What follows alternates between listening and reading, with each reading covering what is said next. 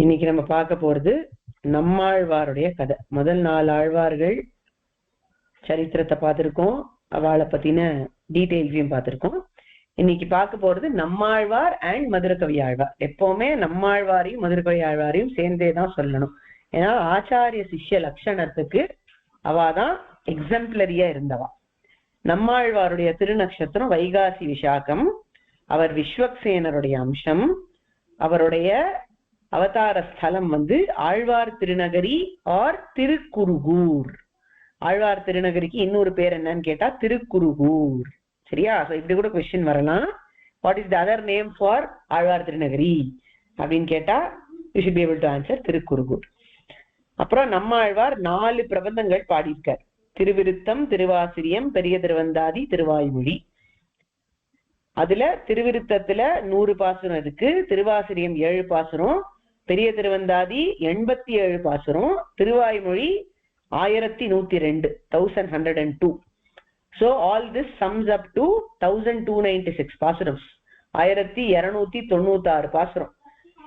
நம்மாழ்வார் தான் maximum number of பாசுரம்ஸ் பாடி இருக்கார் 4000 திவ்ய பிரபந்தத்துல. சோ இதெல்லாமும் ரேபிட் ஃபயர்ல கொஸ்டின்ஸா வரலாம். who is the Alvar who has sung the maximum number of பாசுரம்ஸ் அப்படின்னு, and what is the number அப்படின்னு கொஸ்டின் வரலாம்.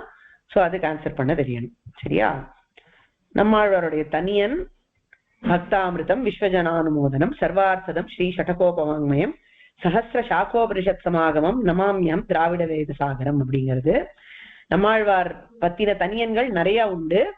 ஆனா இப்போ நீங்க கத்துக்கிறதுக்கு ஒரு தனியன் தான் நம்ம பண்ணிட்டு இருக்கோம், வர ஆழ்வார். சோ இந்த தனியன் நீங்க கத்துக்கலாம். மதுரகவி ஆழ்வாருடைய டீடைல்ஸும் பார்த்துட்டோம்னா மேல சரித்திரத்துக்கு போலாம். மதுரகவி ஆழ்வாருடைய திருநக்ஷத்திரம் சித்திரை. இவர் விஸ்வக்சேனருடைய அசிஸ்டன்டான குமுதர் அப்படின்றவருடைய அம்சம். விஸ்வக்சேனர் தான் commander in chief of lord Narayana's army. அவர் தான் எல்லாத்தையும் பாத்துக்கிறார், அட்மினிஸ்ட்ரேஷன்லாம் அவர் தான் பாத்துக்கிறார். சோ அவருக்கு நிறைய பரிஜனங்கள் உண்டு. முக்கியமா 8 பரிஜனங்கள் உண்டு. அதுல ஒரு பரிஜனத்துக்கு பேரு குமுதர் அப்படின்னு. பரிஜனம்னா அசிஸ்டன்ட் அர்த்தம். சோ அந்த அசிஸ்டன்ட் சபார்டினேட் அப்படின்னு அர்த்தம். அந்த அசிஸ்டன்ட்ஸ்ல மெயின் அசிஸ்டன்ட் குமுதர் அப்படின்றவர். அந்த குமுதருடைய அம்சமா மதுரகவி ஆழ்வார் அவதாரம் பண்ணார். இவர் கம்போஸ் பண்ணது ஒரே ஒரு பிரபந்தம் தான், அதுதான் கண்ணினுன் சிறுத்தாம்பு. அதுல 11 பாசுரம்ஸ் இருக்கு. கண்ணினுன் சிறுத்தாம்பு ஒரு பிரபந்தம் தான், பெருமாளை பத்தி சொல்லாம ஆழ்வாரை பத்தி பாடுற பிரபந்தம். சரியா? So that is the greatness of Kanninun Siruthambu. Madhurakavi Alvar பெருமாளை பத்தி பாட்டே பாடல, அவர் ஆச்சாரியன் போரும் அப்படின்னு இருந்துட்டார். சோ நம்மாழ்வாரை பத்தி மட்டும் பாசுரம் பாடி ரொம்ப ஆச்சரியமா 11 பாசுரங்கள் சாதிச்சிருக்கார் மதுரகவி ஆழ்வார். இவரோட தனியன் உங்க எல்லாருக்குமே தெரியும். 2 தனியனும் தெரியும், சம்ஸ்கிருதம் தமிழ் ரெண்டுமே. அவிதித்தவும் தெரியும், வேறொன்றும் தெரியும் இல்லையா? சோ ரொம்ப ஈஸி. மதுரகவி தனியன் புதுசா படிக்க வேண்டாம். இப்ப இந்த வாரம் நீங்க படிக்க வேண்டிய தனியன்கள் 2, திருமழிசை ஆழ்வார் அண்ட் நம்மாழ்வார். சரியா? So with this background we will move to the story which will be in the form of a video. அந்த வீடியோ பாருங்க, அதுக்கப்புறம் அதுல இருந்து क्वेश्चंस கேட்பேன்.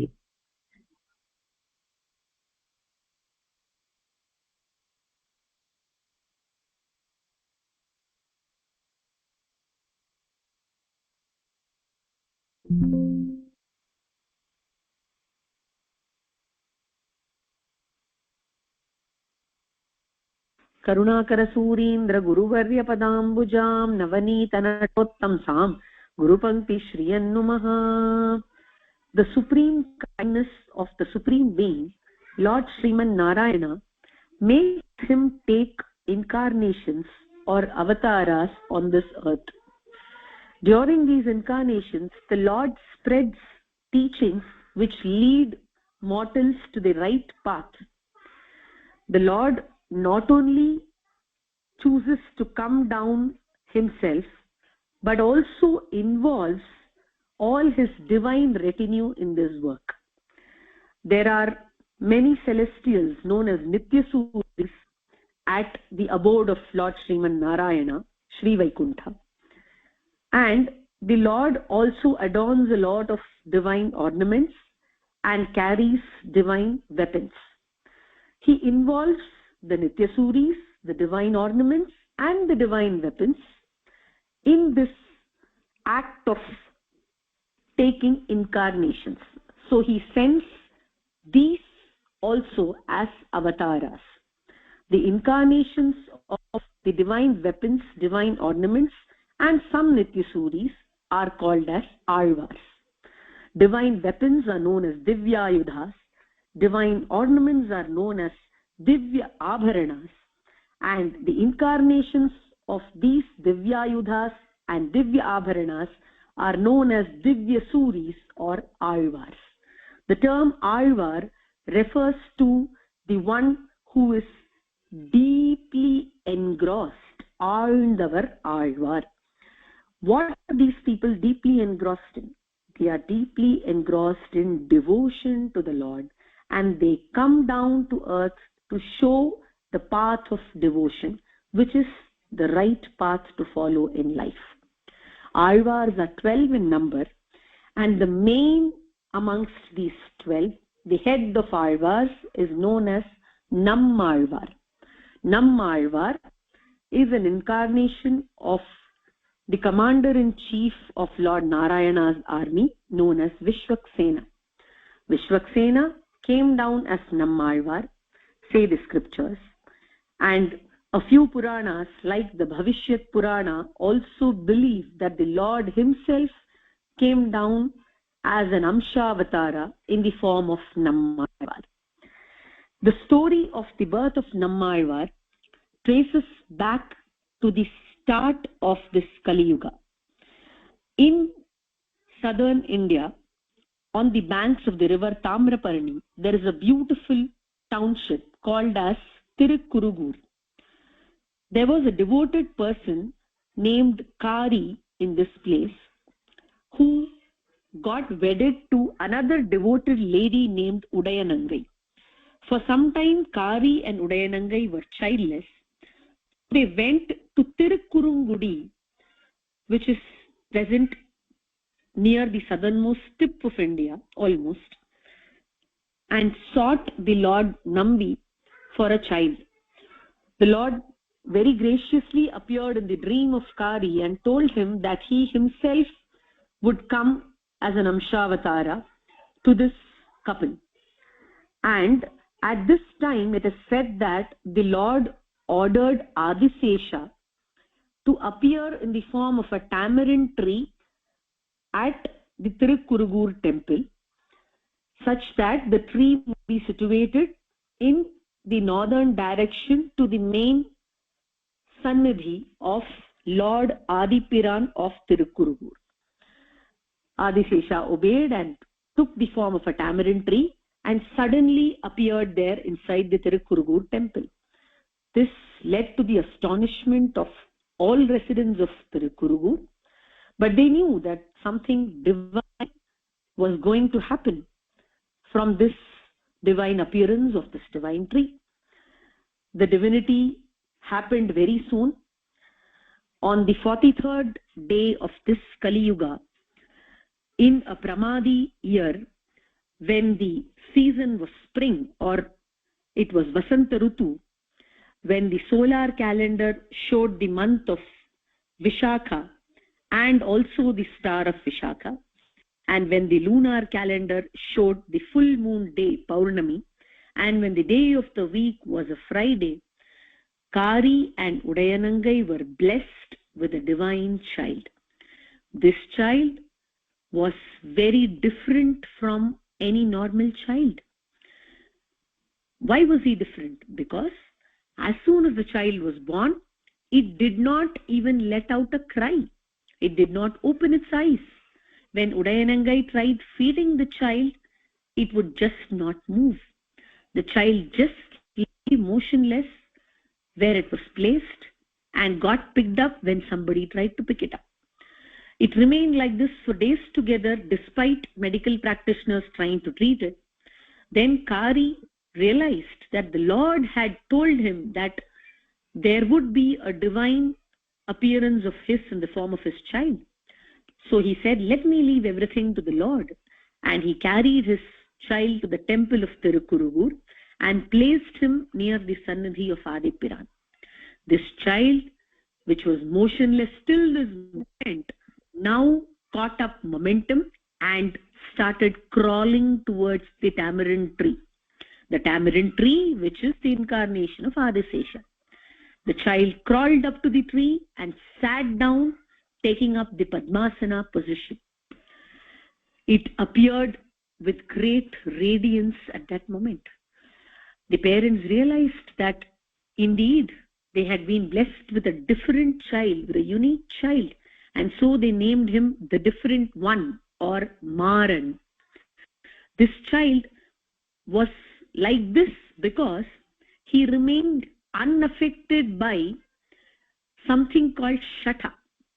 It is said in the scriptures that a child in the womb of a mother is all-knowing, in the sense it has the knowledge of its previous births and a lot more. But when the child comes in contact with a particular kind of disease called as Shata, a Vayu called as Shata, all this knowledge or jnana is gone, and the child becomes totally ignorant about anything.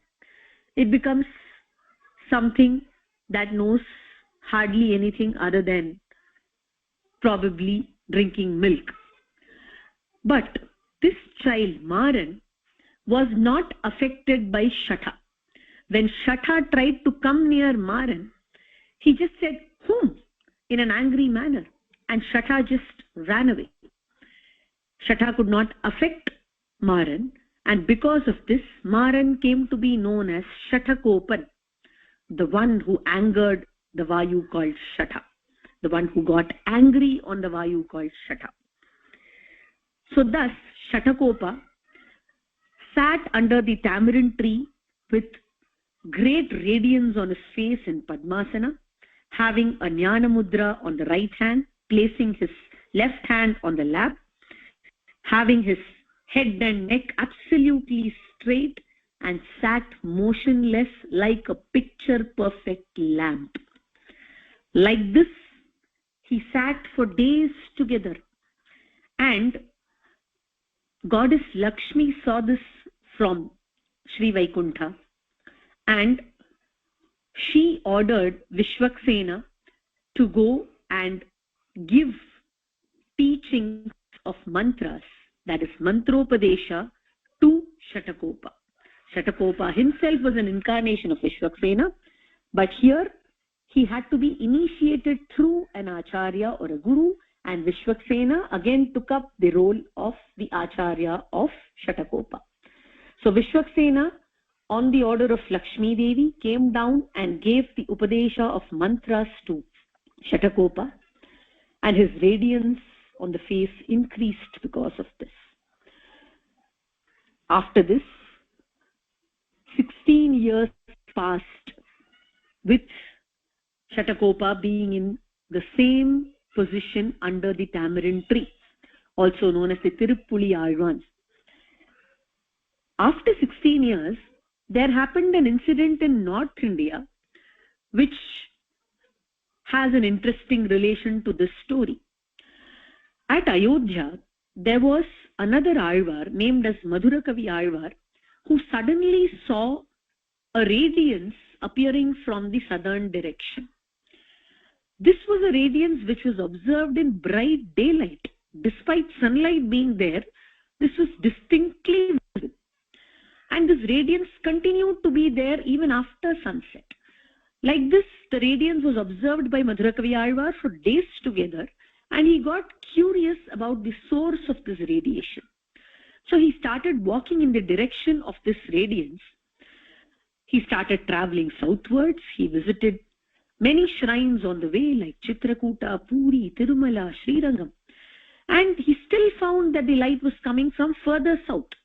Finally, when he arrived at Tirukurugur, he found that this radiance was at the place where he was. It was not in any other direction. So he inquired the people of Tirukurugur as to whether the place had any miraculous happenings. People told him about Shatakopa being under the tamarind tree. Madhurakavi Alvar went to the tamarind tree, saw this divine form and felt like asking a question. He said, "Setted vaitil siriyadu pirandal yettai tinnu enge kilakkum." This is a very philosophical question. When Madhurkavi Alvar tried to ask, if a soul enters a body, what would it have to consume? This is the interpretation of the question given Madhurkavi Alvar. Nammalvar, or Shatakopa, for the first time after 16 years, opened his mouth to answer this question. And the answer was, meaning the soul resides inside the body and experiences joy or sorrow as a fruit of actions performed, or karma. This was a very apt philosophical answer for the intellectual philosophical question put forth by Madhurakavi Alvar. Listening to this answer, Madhurakavi Alvar fell at the feet of Shatakopa and pleaded that he should be taken as his Shishya. Shatakopa agreed, and Madhurakavi Alvar became the disciple of Shatakopa, and Shatakopa was then blessed with divine vision by Lord Narayana, who came along with Lakshmi Devi seated on the Garuda. After this, lords of the 108 shrines called as Divyadeshas also came in line and gave divine vision or darshan to Nammalvar. After this, Shatakopa or Nammalvar started composing beautiful verses on the Lord. He was very fond of the Lord, and so was the Lord fond of him. That's exactly why he was called as Nammalvar too. Shatakopa was fondly called as Nammalvar by the Lord of Srirangam, who is fondly called as Namperumal. The word Nam means the one who belongs to us, ours. He's our Alvar, said the Lord who is called as our Perumal. This essentially means that Nammalvar was very, very close to the heart of the Lord, and he was extremely affectionate towards him, because he had come to serve the purpose of the Lord, who wants to be our Lord, or Namperumal. He wants to come to us. The Lord wants to come to us mortals, and this Alvar, Nammalvar, is paving a way for it. So he was addressed very fondly as Nammalvar by Namperumal. Now this Nammalvar has composed 4 works which are known to be the essence of the 4 Vedas. His first work is the Tiruvrittam, which is the essence of the Rig Veda and comprises of 100 verses or passages. The next is Tiruvasariyam, comprising of 10 passages and is known as a gist of the Yajurveda. The third is Periya Tiruvandari, comprising of 87 verses and is known to be a gist of the Atharvana Veda. The final work, the grand work of Nammalvar, is known as the Tiruvaimozhi, which comprises of 1102 verses and is known to be the essence of the Saram of Samveda. Swami Deshikan very beautifully compiles up the compositions of Nammalvar in his words of the Prabandha Saram, when he says, Munnurai Theriviruttam Nuru Paattum Murayil Varum Maasiriyam Yezhu Paattum Manniyar Porul Periya Tiruvandari Maravadapadi 87 Paattum Pinnuரைத்ததோர் Thiruvaimozhi எப்பொழுதும் பிழையர் 1102 பாட்டும் இந்நிலத்தில் வைகாசி சாகந்தனில் எழில் குறுகை வருமாறாயிரங்கு நீயே. So in total, Nammalvar has composed 1296 passages. Of the 4000 Divya Prabandhas, this is maximum contribution. There have been various commentaries to the Tiruvaimozhi, and the commentary to the Tiruvaimozhi is termed as Bhagavad Vishaya, which is also considered as an important text to be studied in the lifetime of Sri Vaishnava. It is a Kalakshepa Grantha. Regarding the works of Nammalvar with great respect was profound at his times and still continues today. Kambanattalvan or Kamba, who is famously known as the composer of the Ramayana in Tamil, very beautifully says that the Tiruvaimozhi is the one which can grant you all the four purusharthas, namely dharma, artha, kama and moksha. Essentially, it can grant you anything that you desire, from mundane things up to eternal happiness, that is moksha.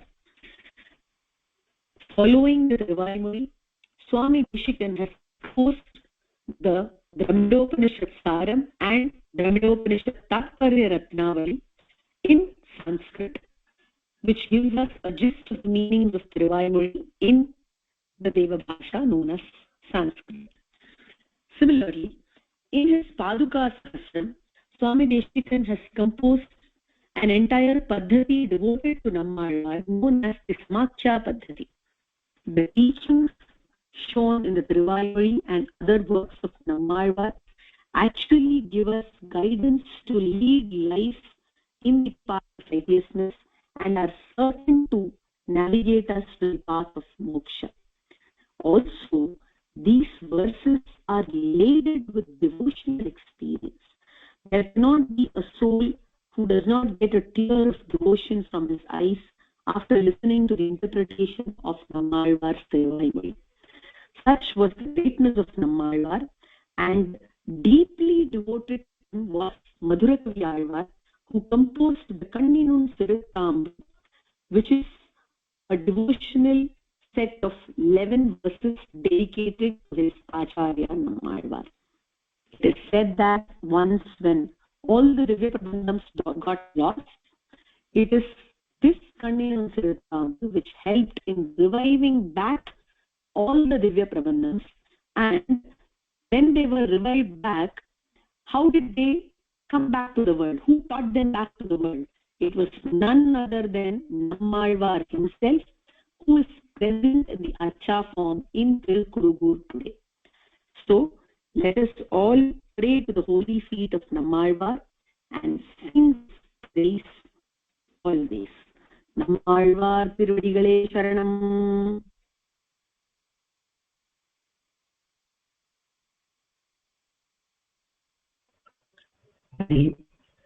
So video பார்க்கல எல்லாரும். இப்போ questions கேட்கிறேன். ஏதாவது doubt இருக்கா? முதல்ல ஏதாவது doubt இருக்கா?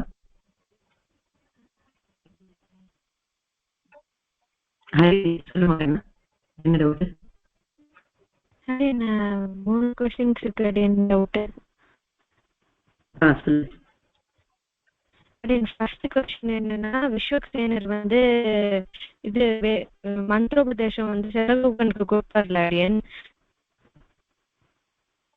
ஆமா, அது வந்து எந்த மரத்து கீழே இது பண்ணுவாரு? அது வந்து ஆதிசேஷனோட கார்னேஷன். அந்த மரத்து பேர் என்ன? திருப்புலி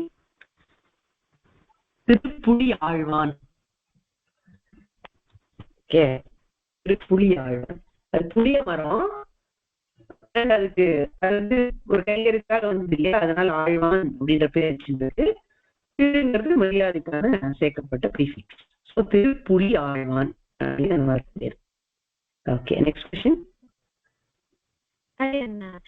இப்ப வந்து மதுரகவி ஆழ்வார் வந்து நம்மாழ்வார் கிட்ட ஒரு கேள்வி கேட்பார்ல அப்படின்னு. அது வந்து இதுவா அப்படின்னு, செத்தத்தின் வயிற்று சிறியது பிறந்தால் எத்தை தின்று இங்கே கிடைக்கும், அதுதான் கிடைக்கிறது. அதுக்கு அவர் பதில் வந்து அத்தை தின்று அங்கே கிடைக்கும் அப்படின்னு சொல்வார்ல அப்படின்னு.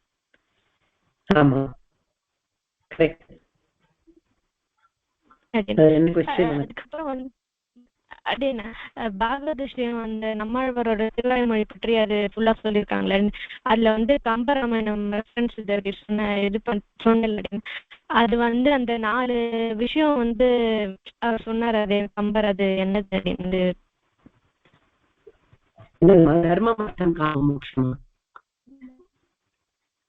ரிப்பீட் பண்ணுங்க. தர்மம், அர்த்தம், காமம், மோட்சம். அதாவது நம்ம இந்த உலகத்துல என்ன ஆசைப்பட்டாலும் அது இந்த 4 கேட்டகரிஸ்குள்ள வந்துடும். இதர் அது தர்மமான விஷயமா இருக்கலாம். தர்மம் அப்படின்னா ரைட்டியஸ்னஸ், குட் திங்ஸ் அப்படின்னு அர்த்தம். நல்ல விஷயத்த பண்ணணும் அப்படின்ற ஆசைகள் இருக்கலாம். இல்ல பணம் சம்பாதிக்கணும்ன்ற ஆசை இருக்கலாம், அதுதான் அர்த்தம். இல்ல காமம் அப்படிங்கிறது டிசைர். டிசைர்னா என்ன? என்ஜாய்மெண்ட், நல்லா லைஃபை என்ஜாய் பண்ணணும் அப்படின்னு நினைக்கலாம். அப்படி இல்லைன்னா மோட்சத்துக்கு ஆசைப்படலாம். இதெல்லாம் எதுவும் வேண்டாம், இதெல்லாம் சாஸ்வதம் கிடையாது, பர்மனன்ட் கிடையாது. பர்மனண்டா நம்மளுக்கு ஹாப்பினஸ் வேணும், நம்ம நல்லா எப்பவுமே சுகத்தை குறிச்சி போகணும், ஆனந்தத்தை தேடணும் அப்படின்னா மோட்சம் போகணும்னு நினைக்கலாம். ஸோ இந்த 4 கேட்டகரிக்குள்ளதான் எல்லாமே வரும். whatever man wants will fall into one of these categories. அதனாலதான் இது 4க்கும் புருஷார்த்தங்கள்னு பேரு. புருஷார்த்தம்னா புருஷன் அர்த்திப்பது புருஷார்த்தம். புருஷன்னா மேன், அதாவது ஹியூமன் பீயிங்ஸ். அர்த்திக்கிறது அப்படின்னா அவன் ஆசைப்படுறதுன்னு அர்த்தம். ஸோ மனுஷன் ஆசைப்படுறது இந்த 4 கேட்டகரியில எதுலையாவது ஒன்றுல கண்டிப்பா ஃபிட் ஆயிடும். அந்த 4 கேட்டகரியில இருக்கிறதும் டீச்சிங்ஸா நம்மளுக்கு நம்மளுடைய ஸ்ரீ சுக்திகள்ல கிடைக்குது. புரியுதா?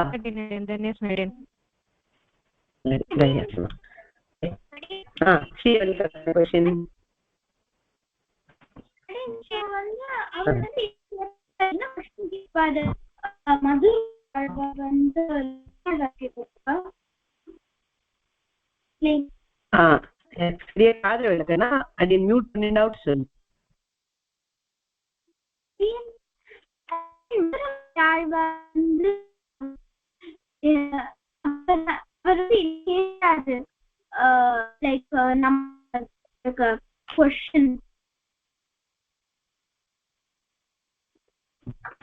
நம்மகிட்ட கொஸ்டின் கரெக்ட். அந்த கொஸ்டின் என்ன அர்த்தம் அப்படின்னு அந்த வீடியோல வந்தது. புரிஞ்சுதா? அதுக்கு அர்த்தம் புரியுதா? தமிழ்ல எதுவும் சொல்லியிருந்தாரு. சிறியது கிடந்தால் எத்தை தின்று எங்கே கிடக்கும் அப்படின்னு கொஸ்டின். அதுக்கு ஆன்சர் அத்தை தின்று அங்கே கிடக்கும். சரி, இப்ப இந்த கொஸ்டின் ஆன்சரையும் யாராவது ஒருத்தர் எக்ஸ்பிளைன் பண்ணணும். ஸ்டார்ட் பண்றேன். அந்த வீடியோல இருந்தது இல்லையா எக்ஸ்பிளனேஷன், எவ்வளவு புரிஞ்சுது அப்படிங்கறத பாக்கணும். நம்ம கேஷவ் உனக்கு புரிஞ்சுதாட்டா?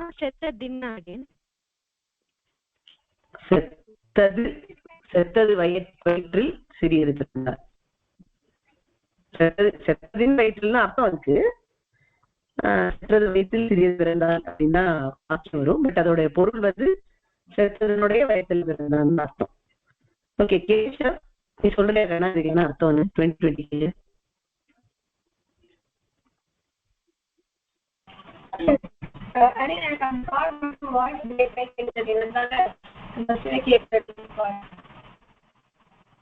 Okay, no problem. பிரகதி உனக்கு புரிஞ்சுதா? நீ சொல்றியா? ஒரு கொஸ்டின் வந்து ஒரு ஜீவாத்மா வந்து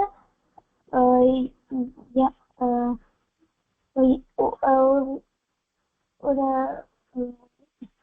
உடம்புக்குள்ள போனா எதனால என்ன வந்து அனுபவிக்கும், எங்க இருக்கும், என்ன அனுபவிக்கும் அப்படின்னு கேட்கிறது நம்ம மதுரா கவியாழ்வார்.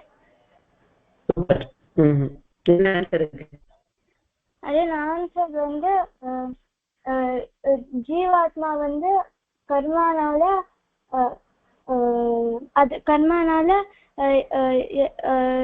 அதுக்கேத்தா போல அந்த அனுபவத்துக்கு ஏத்தா போல உடம்பு எடுத்துட்டு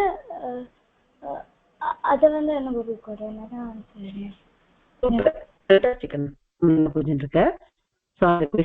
என்ன அர்த்தம், ஆன்சருக்கு என்ன அர்த்தம்ங்கிறது கொஞ்சம் கிளியரா உங்களுக்கு புரிஞ்சுருக்குன்னா நல்லதுன்னு நினைக்கிறேன். என்ன அர்த்தம்னா, மதுரையாளுக்கு ஒரு டவுட் இருந்தது.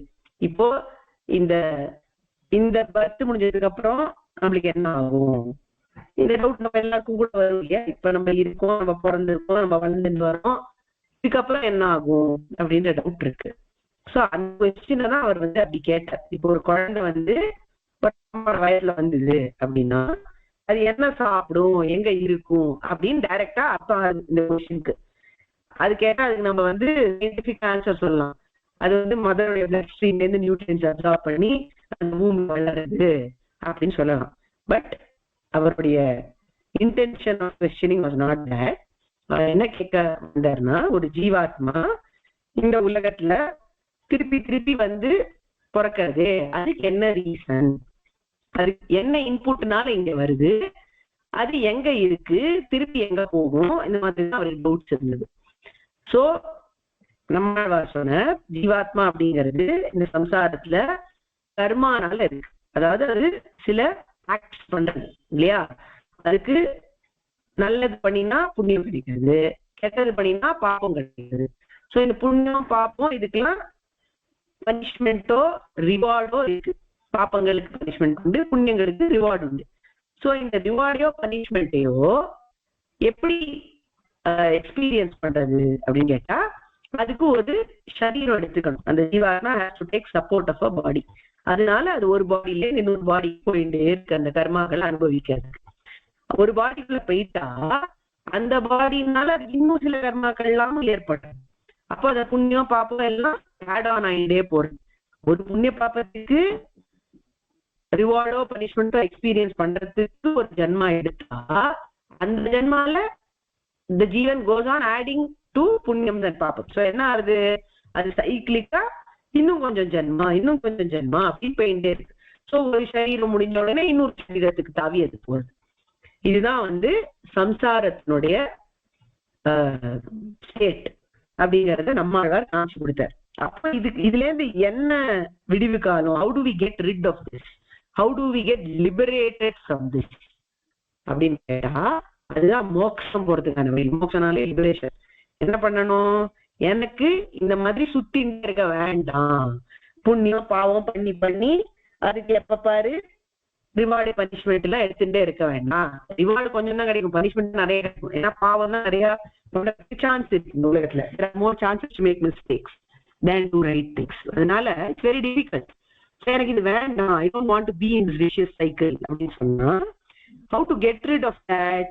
by doing சரணாகதி to Perumal.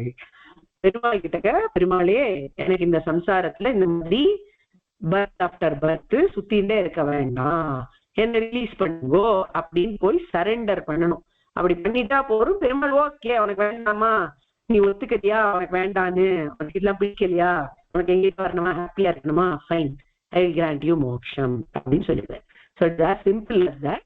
We just need to realize that இது வந்து ஒரு விஷயஸ் சைக்கிள். இதுல சுத்திண்டே தான் இருக்கணும், இதுல நம்ம வெளியிலே வர முடியாது. அப்புறம் நம்ம டயர்ட் ஆயிடுவோம், போர் ஆயிடுவோம், ரொம்ப டிஃபிகல்ட்டா இருக்கும். ஸோ இது டயர்ட், போரிங், டிஃபிகல்ட் அப்படின்னு நம்ம ரியலைஸ் பண்ணி ஐ டோன்ட் வாண்ட் திஸ் பெருமாள்கிட்ட சொல்லிட்டோம்னா அவ்வளவுதான், நம்மளுக்கு டெலிவரன்ஸ், லிபரேஷன், மோட்சம். இவ்வளவுதான் விஷயம். ஃபுல் விசிஷ்டாத்வைத சித்தாந்த சம்பிரதாயம் எல்லாம் சொல்றது இவ்வளவுதான். அதை வந்து மதுரகவியாழ்வார் ஒரு கொஸ்டினா கேட்டார், நம்மாழ்வார் ஒரு ஆன்சரா சொன்னார். செத்தது வயிற்றில் சிறியது பிறந்தால் எத்தை தின்று எங்கே கிடக்கும். இந்த ஜீவாத்மா இப்படி வருதே, ஒரு பர்த்துக்கும் டெத்துக்கும், அது ஏன் வருது, எதனால வருது அப்படின்னு இந்த கொஸ்டினுக்கு அர்த்தம். அதுக்கு ஆழ்வார் அதை விட கிறிஸ்பா ஷார்ட்டா ஆன்சர் சொன்னார். நம்மாழ்வார், அத்தை தின்று அங்கே கிடக்கும், இது இந்த சம்சாரத்திலேயே தான் சுத்தின்னு இருக்கும். சம்சாரத்துல சுத்துறது மட்டும்தான் ஜீவனுக்கு தெரிஞ்சது. அன்லெஸ் இது வேண்டான்னு பெருமாள் கிட்ட டிக்ளேர் பண்ணாத ஒழிய இது சுத்திண்டே தான் இருக்கணும் அப்படிங்கறது ரொம்ப கிளியர் கட்டா கிறிஸ்பா சொன்னார் நம்மாழ்வார். ஓகே, சோ இதை நீங்க ஞாபகம் வச்சுக்கோங்க. இப்போ from quiz point of view இதுல இம்பார்ட்டன்ட் திங்ஸ் எல்லாம் சொல்றேன். நிறைய இன்ஃபர்மேஷன் இருக்கு ஆழ்வார் ஸ்டோரியில இல்லையா. ஸோ ஆழ்வார் ஸ்டோரியில இருக்கிற இன்ஃபர்மேஷன்ல அவருடைய பேரண்ட்ஸோடைய திருநாமம் என்ன, யார் கிட்டக்க அவதாரம் பண்ண சொல்றேன்.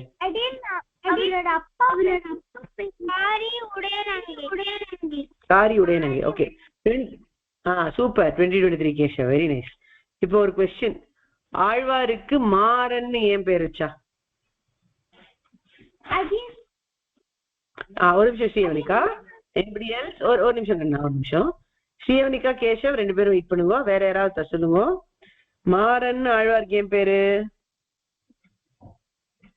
அனந்தன் சேஷஸ்ரீ சொல்றீங்களா?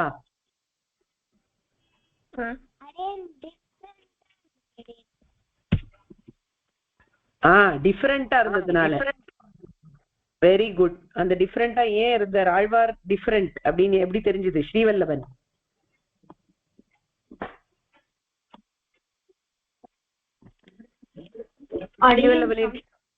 அடியன் சமிக்கணும். ஸ்ரீவல்லபனோட அம்மா அட்டன் பண்ணிட்டு இருக்கேன். அவன் வந்து விளையாட போயிருக்கான்.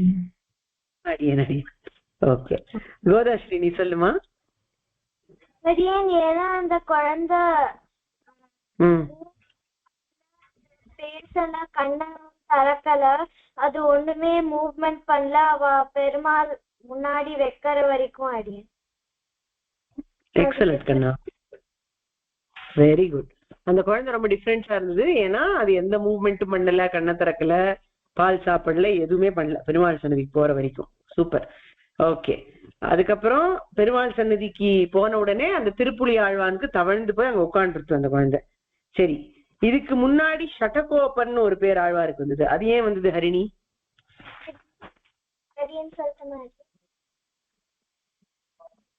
ஒரு நிமிஷம் கண்ணா, ஹரிணி ஹேண்ட் ரைஸ் பண்ணிருக்கா. நெக்ஸ்ட் क्वेश्चन திருப்பி நீ சொல்லலாம். ஹரிணி சொல்லுமா.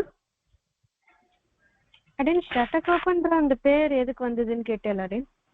ஏன்னா வந்து ஷட்டன்றது பொதுவா சம்ஸ்கிருதத்துல வந்து வாயு அப்படின்னு சொல்றாங்க, அந்த ஏர்னு சொல்றாங்க அடின். அதனால அவருக்கு எந்த பாதிப்பும் படல, அதனாலே அவருக்கு வந்து நிறைய கோபம் வந்து இதனால அந்த அவருக்கு ஷடகோபன் என்ற பேரை சூட்டி ஏற்படும். ஷட்டம் அப்படிங்கிறது, ஷட அப்படிங்கிறது ஒரு பர்டிகுலர் டைப் ஆஃப் வாயு. அந்த வாயு வந்து தாக்கித்துனா ஞானம் எல்லாம் போயிடும். அதாவது ஒரு குழந்தை பயத்துல இருக்கிறச்சே அதுக்கு பூர்வ ஜன்ம ஞாபகம் எல்லாம் இருக்குமா. ஆனா அது வெளியில வந்த உடனே இந்த காத்துல ஷடவாயு வந்து அதை ஆக்கிரமிச்சதுன்னா அதுக்கு இந்த ஞானம் எல்லாம் போய் அது ஒரு இன்னசென்ட் சைல்டா மாறிடும். அந்த ஷடவாயுவை கோபிச்சுட்டார் இந்த குழந்தை. ஷடவாயு மேல கோவப்பட்டுட்டார், என்கிட்ட வராத அப்படின்னு சொல்லிட்டார். அதனால அவருக்கு ஷடகோபன்னு பேர் வந்தது. Okay, super. இப்ப நெக்ஸ்ட் क्वेश्चन யாரு கேட்கலாம்? விஸ்ருதா, உனக்கான क्वेश्चन. யார வந்து பெருமாள் உலகத்துக்கு அமிச்சார், நம்மாழ்வார் அவதாரம் பண்ண போறார் அப்படிங்கும் பொழுது முதல்ல யார் அமிச்சு வச்சார்?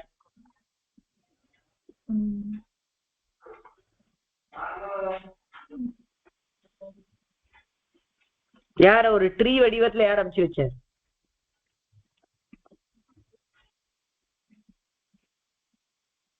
யார் அமிச்சு வச்சாருமா? படம் எல்லாம் போட்டு காமிச்சோமே நம்ம, ஆதிசேஷன். சரியா? ஆதிசேஷன் போய் இருங்கோ அப்படின்னு சொன்ன.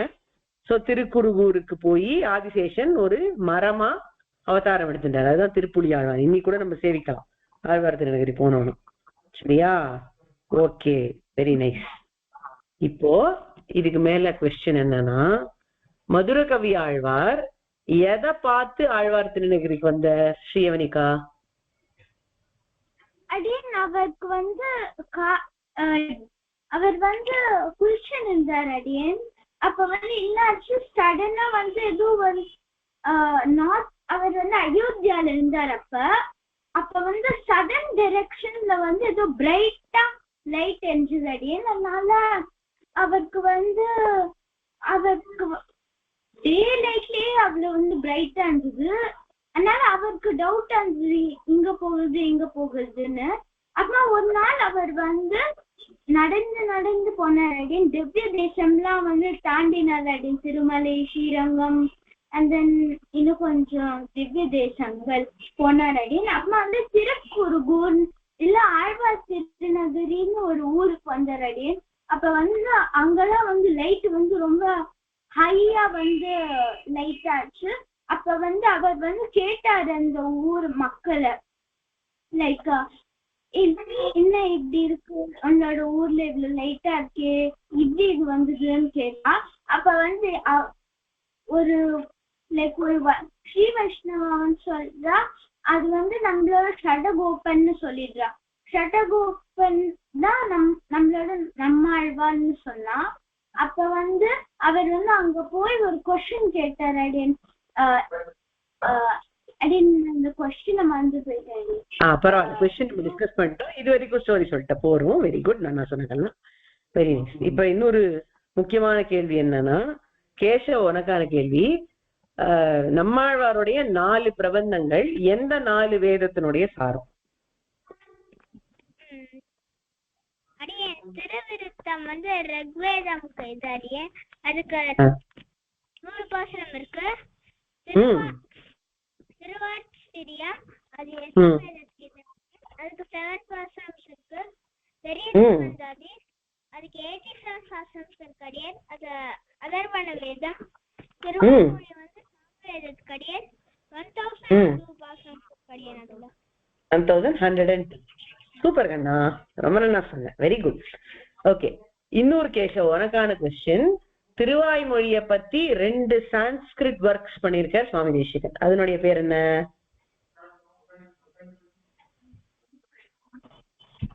திரவிடோபனிஷத் ரத்னாவளி,